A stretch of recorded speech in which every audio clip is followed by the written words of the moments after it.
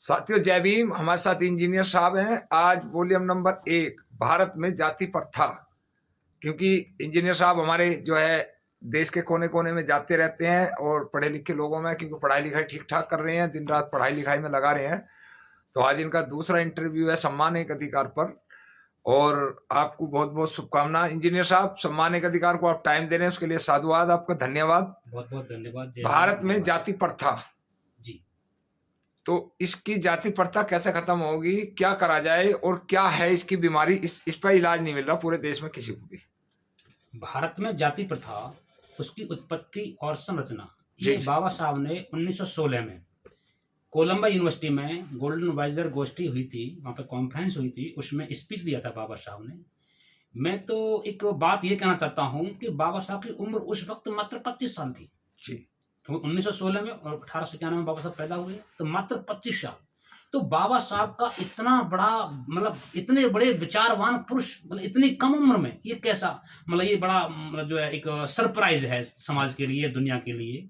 इतनी कम उम्र में बाबा साहब ने वहां पर जब वो थीसिस लिखे हैं और ये क्या नाम है अपना वो दिया है, भाषण दिया वहां पर जो है अपना पेपर पब्लिश किए हैं। तो जब मैंने उस पुस्तक को पढ़ा, ये पुस्तक है पहली फर्स्ट वॉल्यूम है, फर्स्ट वॉल्यूम का ही पहला खंड है भारत में जाति प्रथा, जिसमें बाबा साहब ने काफी सारे विद्वानों को कोट किया है, काफी सारे फिलोसफर्स को, थिंकर्स को कोट किया है, चाहे वो केतकर हो, चाहे सारन हो, सारन जो फ्रांस के फ्रांसीसी थे, ऐसे चाहे क्या नाम है जेस मिल हो, ऐसे चाहे नेशफील्ड हो, इस तरह के लोगों को, रिजले हो, बाबा साहब ने लोगों को कोट किया है वहां पर। जाति के बारे में बाबा साहब ने अपना जबरदस्त, क्योंकि बाबा साहब एंथ्रोपोलॉजिस्ट थे, उन्होंने पोस्ट ग्रेजुएशन की डिग्री की थी और एंथ्रोपोलॉजिस्ट होने के बाद उन्होंने बाबा साहब ने इतना बेहतरीन जाति प्रथा के नाम से बाबा साहब ने अपना जो पब्लिश कराया है, ये बहुत ही काबिल तारीफ है निश्चित रूप से। इसको मैंने काफी बार पढ़ा है, लोग इसको कम पेजों में क्या नाम पब्लिश करा देते हैं, ये फर्स्ट वॉल्यूम में मिलेगा। मैं बस इसका कुछ निचोड़ बताना चाहता हूँ कि जैसे बाबा साहब ने केतकर की परिभाषा को इसमें दिया है, जाति मतलब जाति क्या है, जाति माने जानना, मतलब जिससे जान मतलब पहचान होती है, जान पहचान होती है कि ये है कौन, जिससे रिकॉग्निशन मिलता है, क्योंकि जाति से रिकॉग्निशन मिलता है, जाति से पहचान मिलती है, जाति से जानना होता है कि ये, तो उसी शब्द से ही अपभ्रंशित होकर के बना है जाति। तो जाति का मतलब है जानना, इससे पता चलता है। तो बाबा साहब ने कहा है कि एक ऐसा वायरस है, अगर इसको खत्म नहीं किया गया और ये लोग अगर विदेशों में पहुंच गए तो वहां भी जातियां फैलाएंगे। हाँ, बिल्कुल तो ये एक वायरस जो है पूरे विश्व में फैल जाएगा। बाबा साहब ने कहा है, बाबा साहब ने कोट किया है। और इस वायरस को यहाँ पर फैलाने का सबसे बड़ा श्रेय ब्राह्मण को जाता है। ब्राह्मण ने यहाँ पर जाति और वर्णों का क्या नाम है प्रादुर्भाव करते हैं। अब इसमें एक बात ये भी दी है, लोग कहते हैं कि जाति जो है श्रम विभाजन है। श्रम मतलब जिस श्रम के आधार पर लोग कार्य करते हैं, जो चाहे कोई जूता गांठने वाला है तो उसको चमार बना दिया, सफाई करने वाला है उसको मैत्र बना दिया, और जो लकड़ी काम करने वाला उसे बढ़ई बना दिया, इस टाइप से धोने वाला है, कपड़े धोने वाला उसे धोई बना दिया।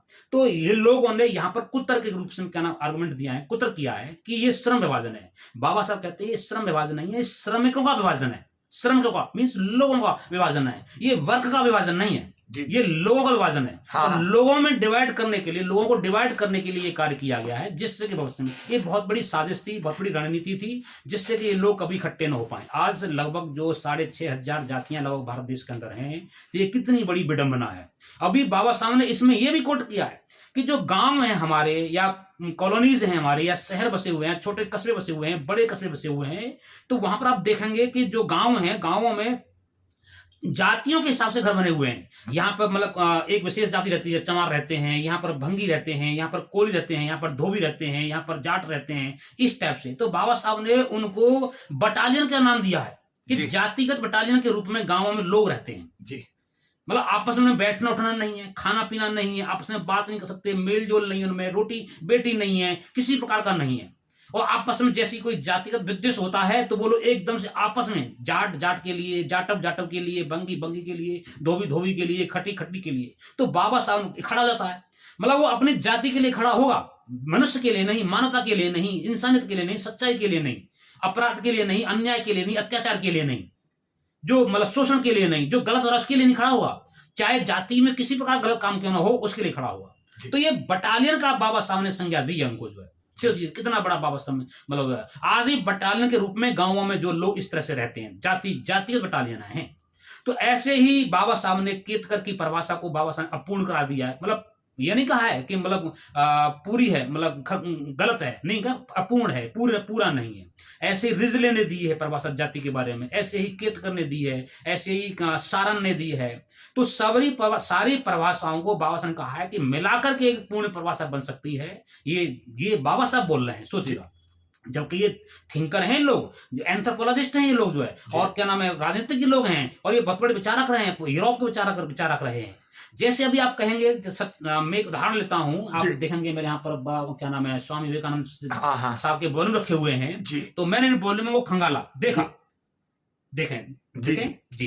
तो जब मैंने उन्हें देखा तो स्वामी विवेकानंद भी इस बारे में बहुत बड़ी बातें बोलते हैं। इधर सरदार भगत सिंह भी कहते हैं, सरदार भगत सिंह भी इस बारे में बात कर, जाति के बारे में बात करते हैं। उनका एक क्या नाम नौकर था जो उनकी सेवा करता था, तो उसकी भी बारे में सरदार भगत सिंह बातें करते हैं। तो ये जो जाति का बिना भारत में जाति प्रथा एक उसकी उत्पत्ति और संरचना और उसका विकास, ओरिजिन एंड इवोल्यूशन, जो बाबा साहब ने पुस्तक लिखी है, बहुत छोटा है, ज्यादा बड़ा नहीं है। और मैं लोगों के बारे में बताना चाहूंगा कि इसको पढ़ें।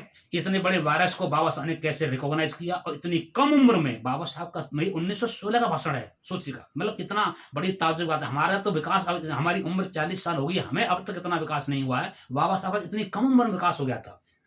तो उस जो विषय था, जो गोल्डन वाइजर गोष्ठी वहां पर हुई थी कोलंबिया यूनिवर्सिटी में, इवन कोलंबिया यूनिवर्सिटी ने तो बाबा साहब को ये कहा है कि हमारी यूनिवर्सिटी का सबसे नामचीन, सबसे विद्वान विद्यार्थियों में से एक बाबा साहब रहे हैं। तो उसके लिए बाबा साहब कहा है। तो उसमें एक विषय था आदिकालीन समाज और आधुनिक समाज।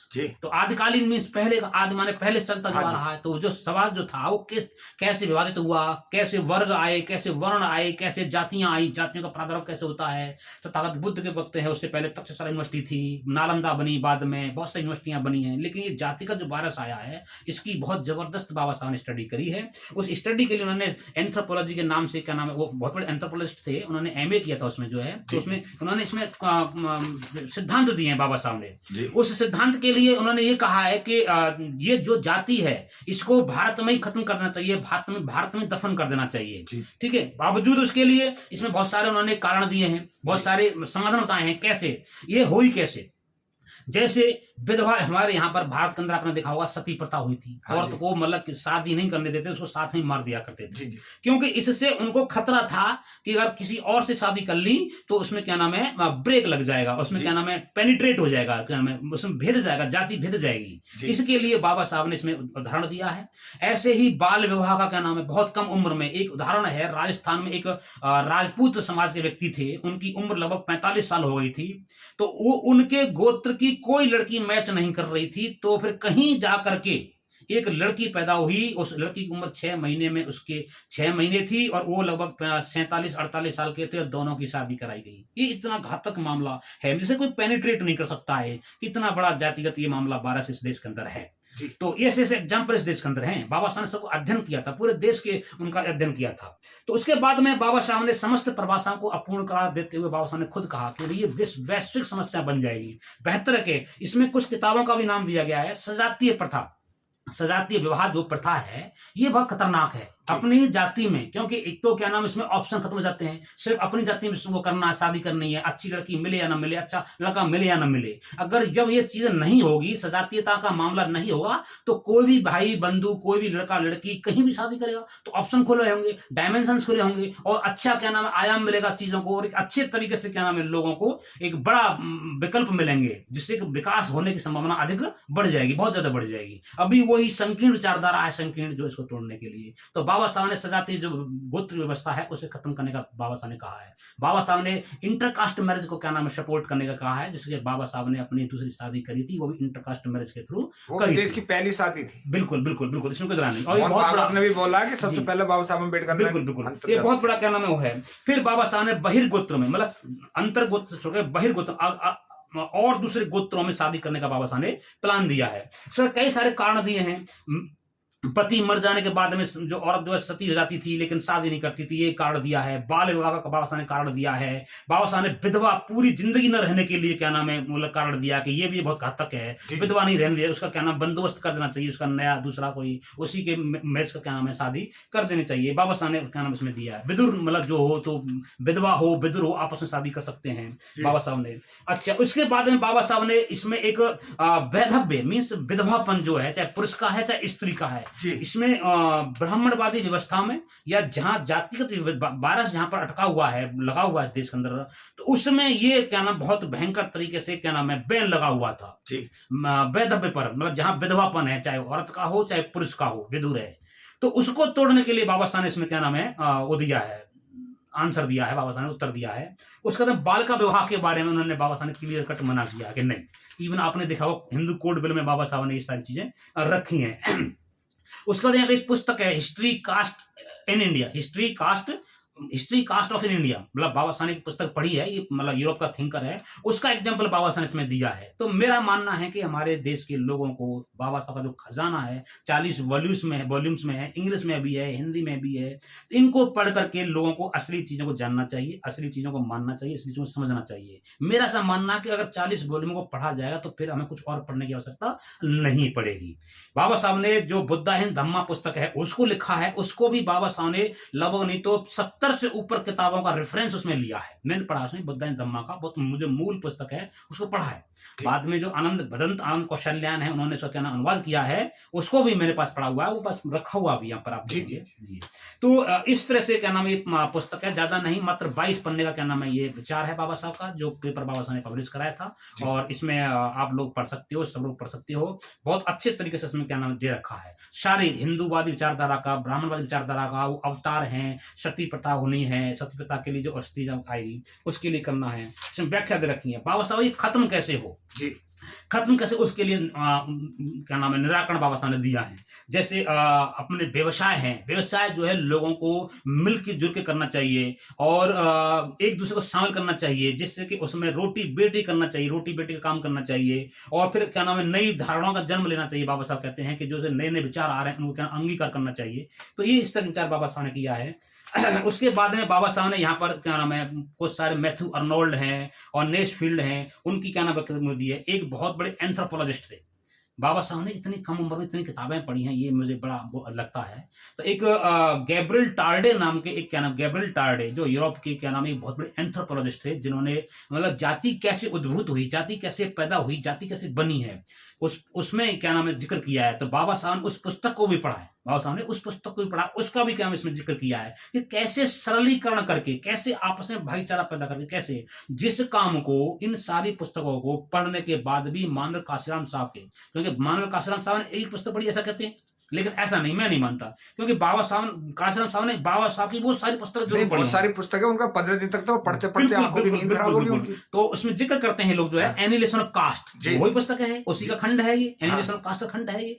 तो जब बाबा काशीराम साहब ने बाबा साहब के इन विचारों को जमीन पर उतार दिया और एक नया समाज बनाया, बहुजन समाज बनाया, बहुजन समाज बनाया, पहले व्यवस्था बनाई, फिर बहुजन समाज पार्टी बनाई। आज वो बहुजन समाज पार्टी उसी पर क्या नाम आगे चल रही है, और बहुजन समाज पार्टी उन्हीं सारे लोगों को लेकर के काम कर रही है, जाति को तोड़ रही है, वर्ग को तोड़ रही है, वर्ण को तोड़ रही है, भेदभाव को तोड़ रही है, विषमता को तोड़ रही है, ऊंच नीच को तोड़ रही है, वो सारी चीजों को तोड़ रही है। और ये सारा कंसेप्ट काशीराम साहब ने पढ़ा हुआ, तभी ये चीजें उन्होंने जमीन पर लाने का काम किया था।